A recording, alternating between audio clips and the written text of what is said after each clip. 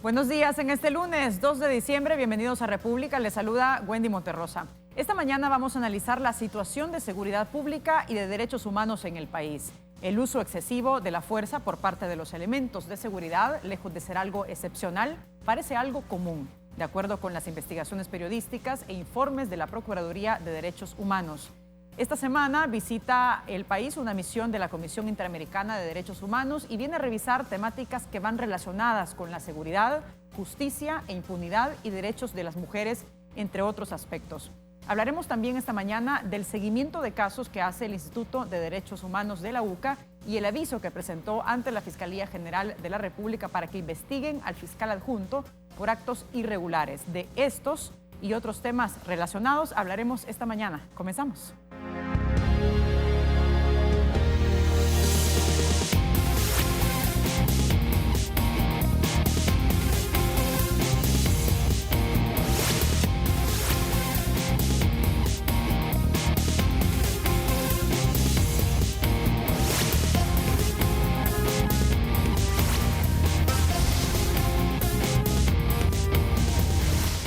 Bien, como ya lo poníamos en contexto sobre los temas que vamos a conversar esta mañana, damos la bienvenida al padre José María Tojeira, director del IDUCA. Padre, ¿cómo está? Como siempre es un gusto recibirlo. Buenos días y encantado de estar con ustedes.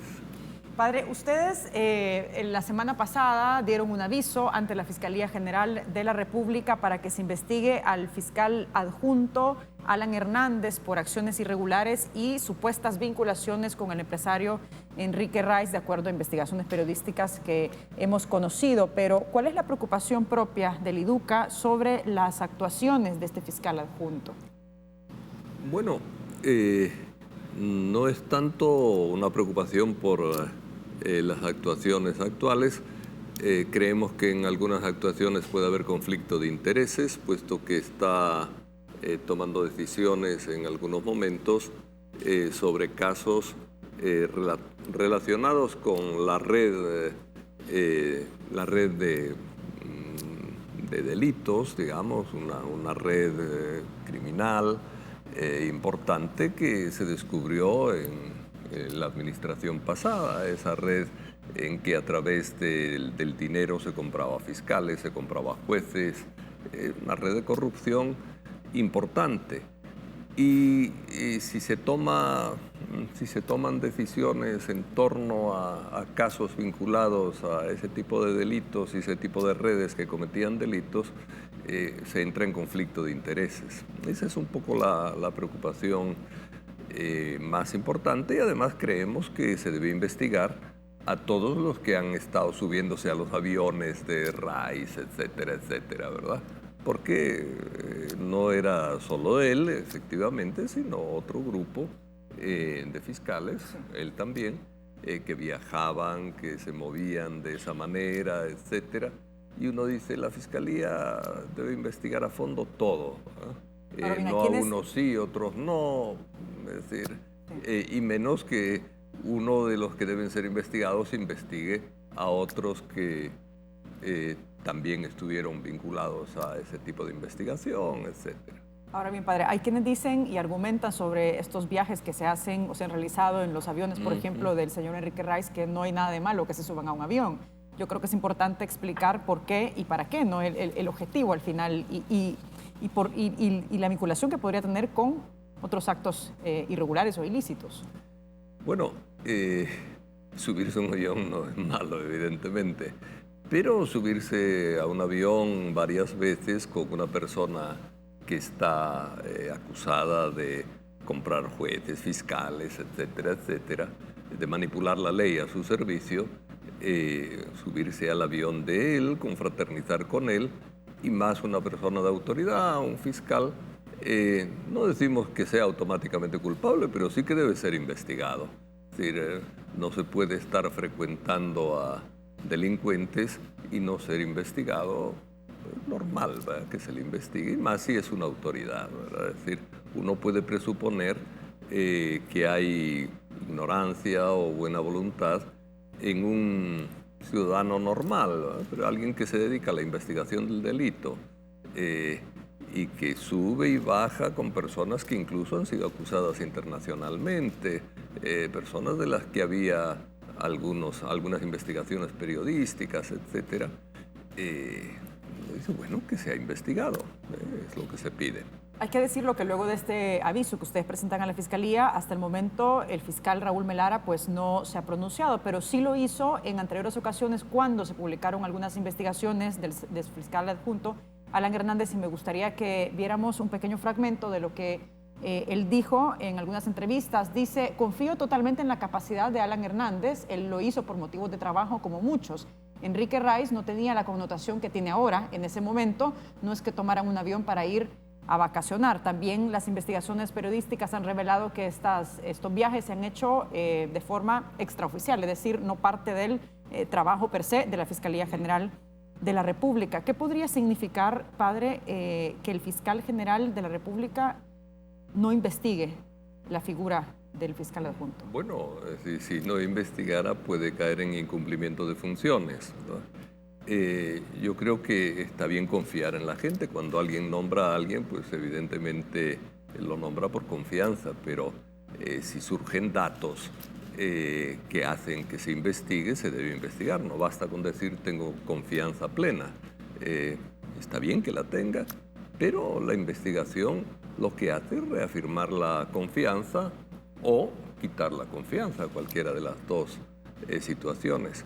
Y en el caso de funcionarios es importante investigar, precisamente porque ha habido una tendencia a no investigar muchas veces ni siquiera a las investigaciones periodísticas de parte de la autoridad competente, precisamente por la falta de investigación es que hay tanta corrupción y tanto problema. Es decir, Estados Unidos está impulsando la lucha contra la corrupción, sería normal que también aquí la impulsemos, ¿verdad? Es decir, por lo menos el presidente también quiere hacer unas ICIES contra la corrupción.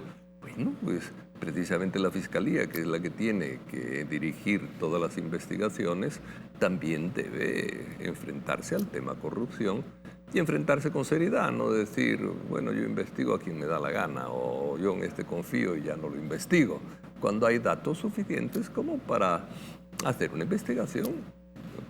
¿Por qué estas investigaciones, o cómo se puede explicar que estas investigaciones periodísticas, tanto de Factum como del Faro, no han derivado en una investigación de oficio por parte de la Fiscalía General de la República? Pues sí, eso es lo que uno nos explica y por eso hemos puesto el aviso, ¿verdad? Es decir, porque creemos que este tipo de denuncias son serias, ofrecen datos y por supuesto pues deben ser investigadas, ¿verdad? Es decir, pedir investigación a la Fiscalía no es nada del otro jueves, ¿verdad? Es decir, es lo normal. Lo lamentable a veces es que haya que pedirlo, ¿verdad? Porque automáticamente la Fiscalía debería investigar. Investigan de oficio muchas cosas, pues estas que salen en los periódicos también deben ser investigadas. Hay que decirlo, padre, y el fiscal adjunto Alan Hernández es la mano derecha del fiscal Raúl Melara, es decir, por medio de la ley de la Fiscalía, en caso de que haya ausencia del fiscal, si pues él lo sustituiría, ¿no? ¿Eso qué podría implicar? Una persona que ha sido señalada en varias investigaciones y que la misma Fiscalía General de la República haga silencio sobre estos señalamientos que se han hecho. Sí, mire. Claro, a mí no me gusta especular demasiado con lo que podría pasar, porque lo que estamos pidiendo simplemente es que se investigue si es una persona inocente o una persona implicada en redes de corrupción. Eso es lo que estamos pidiendo, ¿verdad? Evidentemente, en una investigación lo que se hace es corroborar hechos dichos en los periódicos y llegar a conclusiones. Si no se corroboran los hechos, pues muy bien, es decir, que siga el fiscal con la confianza en esta persona y que siga trabajando pues, lo mejor posible, ¿verdad? Si se corroboran, pues evidentemente no debería estar en el puesto en el que está. Eso es lo fundamental. Yo creo que es importante investigar siempre que se dice algo con fundamento, ¿verdad? Incluso aparece en letra escrita, siempre que se dice algo con seriedad, de cualquier funcionario del gobierno, incluidos los fiscales, ¿verdad? Es decir, de hecho, en la fiscalía a veces se cometen también errores que yo creo que no se investigan, ¿verdad? Es decir, en las redadas masivas, con demasiada frecuencia, la fiscalía trata de culpabilizar más allá incluso de la investigación que están haciendo, es decir, añaden pruebas, se desesperan por acusar y a veces hacen una especie de atarrayazo en el que llevan a buenos y malos, ¿verdad? Es decir, y hay gente que se ha pasado más de 2 años en la cárcel por estos atarrayazos y por esta irresponsabilidad de los fiscales, que además van cambiando el delito a medida que va sucediendo el proceso, ¿verdad? Es decir, bueno, todo eso hay que investigarlo, ¿verdad? ¿Cómo podría, padre, en ese sentido, la Fiscalía fortalecer la investigación? Porque también en el pasado y a la luz de varios casos emblemáticos se ha conocido que la Fiscalía abusa, por ejemplo, del testigo criteriado para poder realizar estas investigaciones y no hace uso de otros elementos. Ese es un tema importante, ¿verdad? Porque los testigos criteriados realmente han resultado en el país a veces testigos mentirosos, testigos que han cometido no varios crímenes, sino varios asesinatos, que de repente les dan criterio de oportunidad y les perdonan toda la pena, ¿verdad? Es decir, eso no puede ser, ¿verdad? Eso ha pasado en el país, ¿verdad? O a veces testigos criteriados que mienten simple y sencillamente, es decir, que dicen que conocían a una persona y no la conocían, o que acusan de un tema a una persona, tal vez aprendiéndose el rostro a base de fotografías que le han enseñado en la policía o en la fiscalía. Es decir, yo creo que ahí hay abusos graves también, que también deben ser investigados por la propia fiscalía. Hay formas de investigación, y ahí pueden aprender de los periodistas, hay formas de investigación mucho más eficaces, creo yo, que el testigo criteriado. En el caso de Carla Ayala, por ejemplo, hubo una investigación científica importante, es decir, sobre la dirección de la bala, sobre el ADN de Carla, etcétera, ¿verdad? Para, incluso no apareciendo el cadáver, poder acusar de asesinato a las personas, complicidad con el asesinato, a las personas que participaron en todo ese evento. De manera que hay formas científicas, no digamos en el análisis económico de delitos de corrupción, hay formas científicas de investigar sin necesidad de testigos criteriados, digamos, o Bien. tanto testigos criteriados por lo menos, y utilizados de un modo tan abusivo. Vamos a hacer una pausa, padre, pero vamos a regresar con otros temas, temas que tienen que ver con las acciones en seguridad y también los derechos humanos. Hacemos un corte y recuerde que estamos en las redes sociales para que participe también con sus preguntas y comentarios de los temas que estamos abordando esta mañana. Estamos en la cuenta de Twitter como República 33 TV, nos encuentra en WhatsApp en el 7318-7627 y también estamos en Facebook como República TV 33. Regresamos.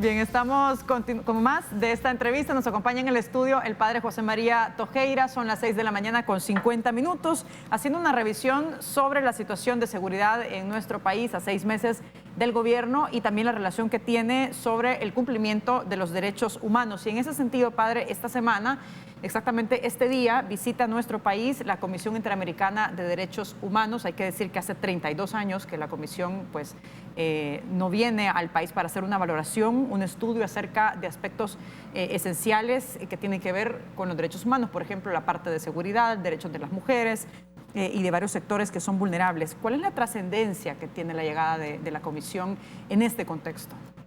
Bueno, yo creo que es muy importante precisamente en un momento en que hay un cambio de gobierno. Hemos tenido una tendencia demasiado larga a incumplimientos graves en el campo de los derechos humanos, el abuso y maltrato de la mujer, la impunidad, las ejecuciones extrajudiciales, la corrupción. Es decir, hay toda una serie de elementos que han marcado unas deficiencias graves en el campo de derechos humanos y un mal comportamiento del Estado a la hora de gestionar el tema. La presencia de la CIDH es una ayuda para hacer una revisión in loco, como dicen, en el lugar, para hacer una revisión de la situación y ofrecerle recomendaciones al Estado, recomendaciones que son largas. Por ejemplo, hay una recomendación pendiente de ratificar el convenio adicional sobre la tortura, que es importante para prevenir malos tratos, abusos físicos y psicológicos de parte del Estado con respecto a la población civil, ¿verdad? Es decir, sobre todo en la persecución del delito, a veces se tortura, ¿verdad? A veces se golpea, a veces se maltrata a detenidos, incluso con presunción de inocencia, por supuesto, ¿verdad? Entonces, este tipo de revisión yo creo que ayuda a, por lo menos, tener la conciencia de cuáles son los caminos que hay que recorrer, cuáles son los problemas que hay que superar, etc. En el caso del abuso contra la mujer y contra la niñez, hemos visto últimamente algunos casos que son realmente graves. La impunidad es muy grande en ese sector. En el campo de las ejecuciones extrajudiciales ha habido un cierto avance, o por lo menos yo le llamo avance, en el hecho de que se ha capturado una red de casi 30 personas que estaban en un grupo de exterminio. Hemos estado negando que había grupos de exterminio en la PNC durante mucho tiempo. Bueno, gracias a Dios se ha dado un avance con una detención, ¿verdad? De un grupo de este estilo. Pero no es solo ese grupo. Pero ¿cuánto hace falta, no, para poder hacer una investigación más profunda sobre eso? La CIDH yo creo que nos puede ayudar y nos puede ayudar hondamente a marcar rumbo, ¿verdad? En este campo de derechos humanos, donde a veces hay errores que salen y que se manifiestan claramente.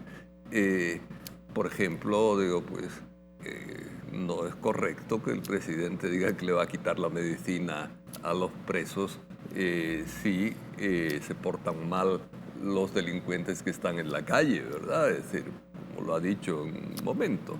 Claro, es decir, eso no es tolerable. Bueno, ¿eso qué muestra? No muestra que un presidente sea malo, sino que hay un ambiente en El Salvador con respecto a la reacción frente al delito que muchas veces es una reacción violatoria de derechos, ¿verdad? Es decir, la mano dura famosa no es una política solo del Estado, sino que también es una concepción que a veces pesa demasiado y está muy distribuida entre amplios sectores, no solo del Estado, sino también de la población, y que contribuye a responder con violencia a la violencia y seguir creando un clima de violencia permanente, ¿verdad? Sobre estas opiniones, padre, que en algún momento se han dado, usted hace referencia, el tema de los reos que están en los centros penitenciarios, las medidas que se han aplicado también, medidas de emergencia, una especie de continuidad de las medidas extraordinarias de la pasada gestión. ¿Usted ve alguna similitud o diferencias marcadas en cuanto a las políticas de seguridad y el cumplimiento de los derechos humanos desde la pasada gestión hasta esta? Porque tenemos 6 meses ya de gobierno, digamos que un tiempo bastante prudencial o razonable para hacer una valoración. Bueno, un punto importante es la rebaja en el número de homicidios, ¿verdad? Eso no se puede negar, es real, pero sigue habiendo abusos de maltrato. Ahora están poniendo ustedes una foto en la tele de modos de tratar a la gente. A veces uno ve videos de un evidente maltrato. Es decir, hay una tendencia, claro, las tendencias generales son difíciles de cambiar de un plumazo. Hace falta el tener una política sistemática de transformación. Todavía la situación en las Bartolinas, por ejemplo, es una situación indigna, ¿verdad? En las cárceles, en algunas, por ejemplo, Apanteos era una de las cárceles modelo, le llamaban, y efectivamente no era una cárcel dentro de las condiciones a veces que tenemos en los países con pobreza. No eran unas condiciones que uno pudiera decir espantosas o malas como son en muchas cárceles. Pues bueno, con el nuevo gobierno y un nuevo director al frente de Apanteos, se han endurecido las situaciones, ha disminuido la producción de la gente, hay mucha más incomodidad en la cárcel. Yo creo que a veces pasa esto, por buena intención que pueda tener un gobierno, cuando el ambiente es sumamente represivo y de mano dura, pues basta con que una persona llegue a un lugar para estropear lo poco bueno que han hecho otros, ¿verdad? Padre, ¿cuál debería ser la postura o la respuesta del Estado y del gobierno sobre este informe que luego la Comisión Interamericana de Derechos Humanos brinde al país luego de hacer este diagnóstico o esta evaluación? Bueno, yo creo que el gobierno debería convertir en política, ¿verdad?, las recomendaciones de la Comisión Interamericana de Derechos Humanos. Yo creo que eso es importante. Siento que es una cosa buena, este presidente interviene y lo que marca como dirección generalmente se le suele cumplir. Pues ojalá adopte como política las recomendaciones de la Comisión Interamericana de Derechos Humanos e insista en ejecutar realmente esa política en beneficio de toda la población y de los derechos humanos. ¿Ha presentado el IDUCA algún tipo de información o casos específicos a la Comisión para que puedan darle seguimiento? Bueno, nosotros con la Comisión hemos tenido una buena relación. Hemos presentado algunos casos, sobre todo pidiendo medidas de protección para personas. Hemos trabajado con ellos el tema de las ejecuciones extrajudiciales. Creemos que es un tema importante en el país. Y mantenemos una buena relación con algunos de los miembros de la Comisión que incluso a veces han venido a participar en los tribunales de justicia restaurativa que nosotros solemos organizar cada año en el país. Son casos en los que se exponen problemas de derechos humanos, muchos de ellos del pasado, y personas pues de alta capacidad en el campo de los derechos humanos enjuician, digamos, el caso, hablan con las víctimas, hacen una especie de sentencia y ayudan a las víctimas a recuperarse de sus traumas y de sus problemas, ¿verdad? Entonces algunos miembros de la CIDH en algún momento han estado también con nosotros trabajando en ese campo. Hay una buena relación. Padre, en este medio año de gobierno, porque a ver, el tema de las ejecuciones extrajudiciales, como lo decíamos, ha sido denunciado en la pasada gestión a través de varios informes, investigaciones periodísticas, la propia Procuraduría también, pero en este medio año de gestión desde el IDUCA, ¿cuántos casos han recibido ustedes sobre ejecuciones extrajudiciales o abuso de la fuerza por parte de la PNC y la Fuerza Armada? Miren, estos 6 meses yo creo que solamente hemos tenido noticia, lo que pasa es que por una serie de circunstancias de tipo judicial no hemos intervenido, pero solo hemos tenido noticia de un caso claro de ejecución extrajudicial, ¿verdad? Pero no hemos intervenido. Esperamos que se solucione judicialmente el caso, ¿verdad? Es decir, creemos que se puede solucionar judicialmente. Eso de momento, y también hemos visto, eso como he dicho, lo he catalogado como positivo, la detención del grupo grande de casi 30 personas que pertenecían a un grupo de ejecuciones extrajudiciales. Bien, vamos a hacer una pausa, pero regresamos enseguida con más de esta entrevista. Les recuerdo que estamos en las redes sociales para que participe desde ya con sus comentarios, sus preguntas.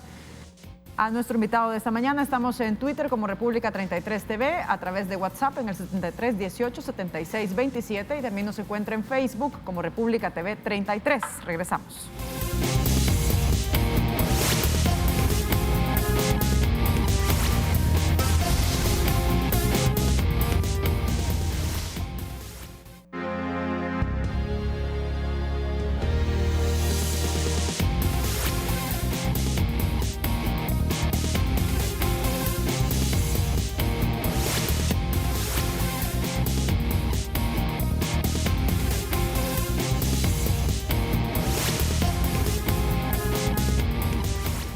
Bien, estamos de regreso esta mañana conversando con el padre José María Tojeira, director del IDUCA. Son las 7 de la mañana con 5 minutos. Estamos haciendo una evaluación a juzgar por la experiencia del padre sobre las acciones en materia de seguridad y también de derechos humanos. Me gustaría que viéramos un pequeño fragmento, padre, de un editorial de la UCA que fue publicado el 25 de noviembre sobre ese tema y dice: el presupuesto no ha cambiado gran cosa, los recursos no han aumentado y los nuevos funcionarios tienen poco de excepcionales. La falta de experiencia fuerza a un centralismo exagerado que da poco margen de acción a los ministros. De momento, la prometida Comisión Internacional contra la Impunidad no es mucho más que un cascarón vacío.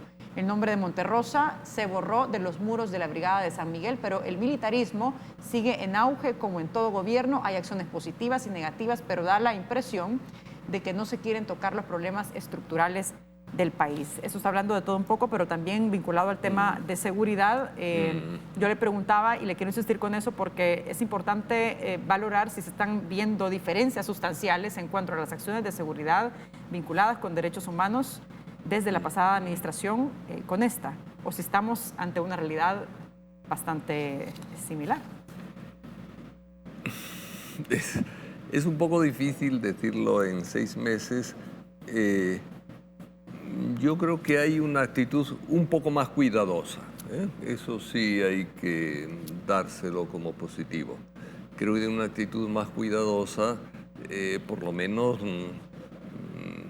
de vigilar, no extralimitarse.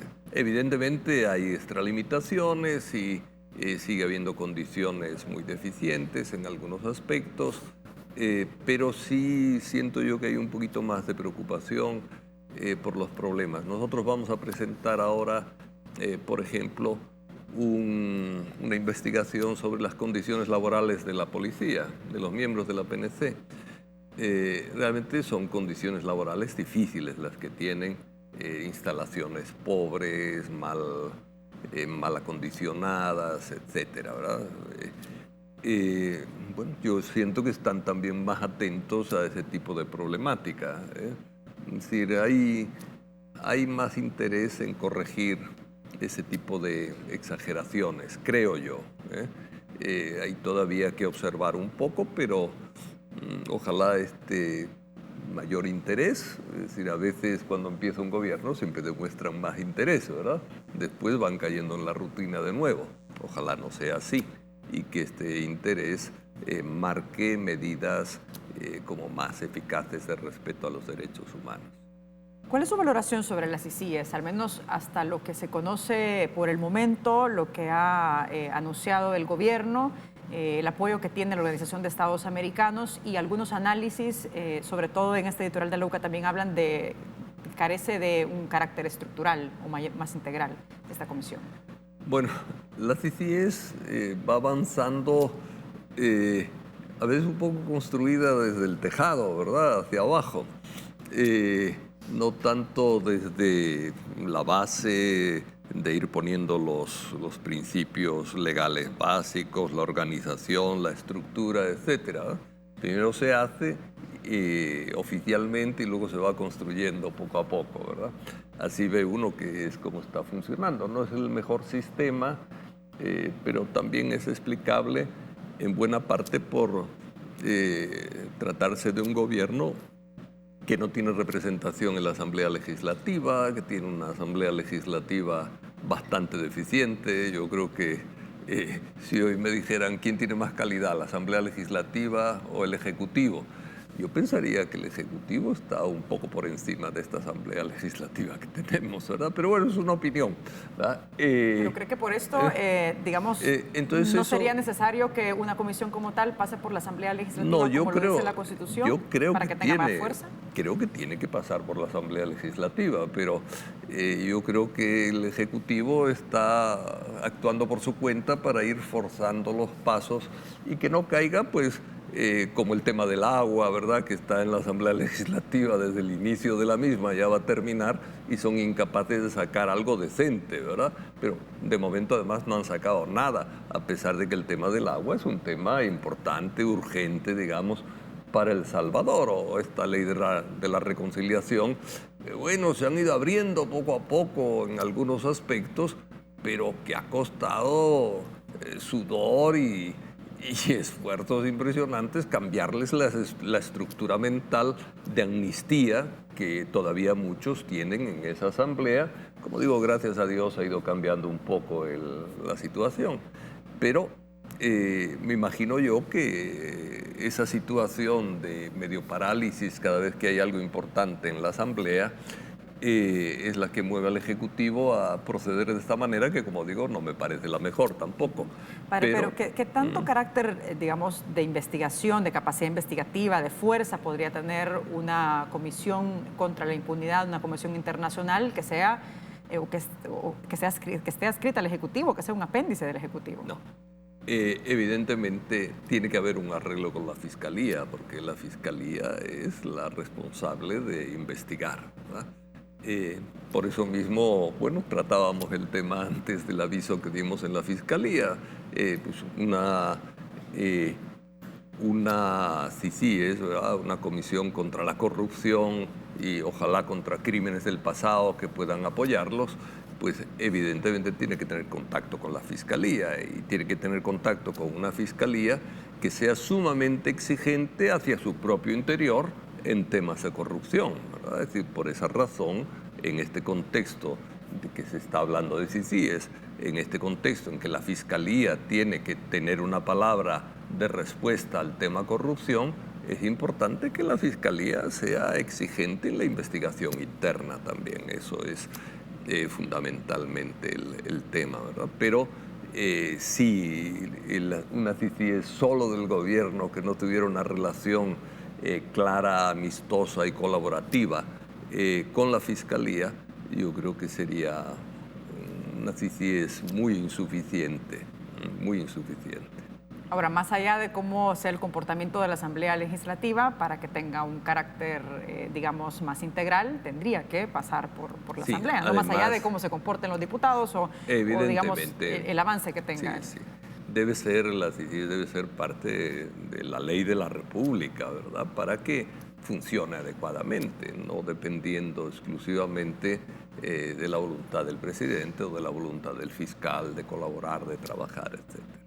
Padre, en el tema de seguridad, si bien el gobierno destaca una reducción en los homicidios, tenemos, por ejemplo, 3 meses de reducción de homicidios que se pueden comparar luego de la firma de los acuerdos de paz, es decir, una situación que no veíamos desde hace mucho tiempo, pero también habría que revisar cuál es el comportamiento de los otros delitos y si esto nos puede dar a nosotros la pauta para poder pensar que se está tratando de una estrategia integral, es decir, que vaya a venir a solucionar el problema a largo plazo y no de forma coyuntural. ¿Cuál es su valoración sobre esto? De nuevo, es un poco complicado el dar. Yo no creo que de momento haya una solución estructural al tema de la violencia, ¿no? Es decir, la reducción de homicidios se debe a una mayor presencia de la policía en el territorio, acompañada del ejército, y algunas medidas de endurecimiento en la relación con algunos sectores delincuenciales. Pero esas medidas no son sostenibles en el largo plazo porque la delincuencia tiene una capacidad de adaptación muy fuerte y entonces puede tener un efecto temporal, pero no estructural. Yo sí creo que todavía no se han dado pasos realmente estructurales para el enfrentamiento de la violencia. El tema de las políticas de juventud, por ejemplo, es un tema casi inexistente. Es decir, la juventud sigue inmigrando, la juventud sigue teniendo los peores salarios, los peores trabajos, les cuesta encontrar trabajo, especialmente trabajo formal y trabajo decente. La juventud no tiene un sistema educativo decente.